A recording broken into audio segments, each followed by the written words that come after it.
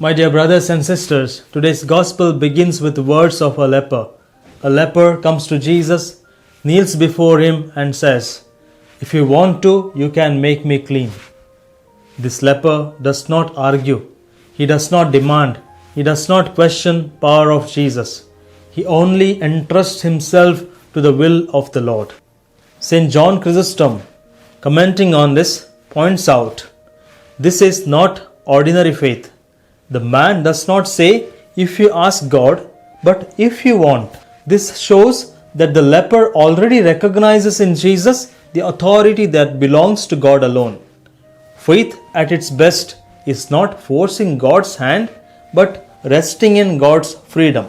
Then comes the important action in the gospel passage. Jesus stretches out his hand and touches him. St. Bede reflects on this and says, Christ could have healed the leper by a word, as he did in other places in the gospel. But he chose to touch the one who was untouchable. Why? St. Bede says, this teaches us that holiness is not contaminated by impurity. Rather, impurity is overcome by holiness. Jesus does not become unclean by touching the leper. The leper becomes clean by being touched by Jesus. This touch reveals the heart of God. St. Mark tells us that Jesus was moved deeply. The Greek word used here is powerful. St. Jerome says it shows that Christ's compassion is not distant or polite. It is felt in the depths. God is not indifferent to human suffering. He is moved by it. The inward moment of compassion becomes an outward gesture of contact. What Christ feels within, he expresses through his hand. St. Gregory the Great, commenting on this, says, leprosy represents sin that separates a person from the community and from worship. When Christ heals, he does not only restore the body, he restores relationship. He brings the man back into communion. Grace does not only forgive, it reunites. But then the gospel takes an unexpected turn. Jesus sends the man away and commands him, "See that you don't tell this to anyone." St. Augustine explains that this silence is not rejection, but a lesson. Christ teaches humility. Miracles are not for self-display.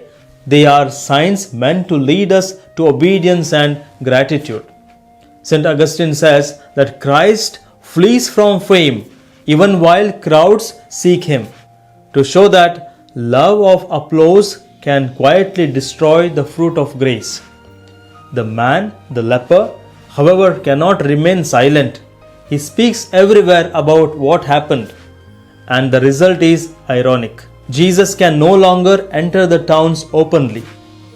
My dear friends, the healed man returns to society, but Jesus is pushed to the outskirts. St. Bede notices this reversal and says, it reveals a mystery of the cross. Christ takes our place.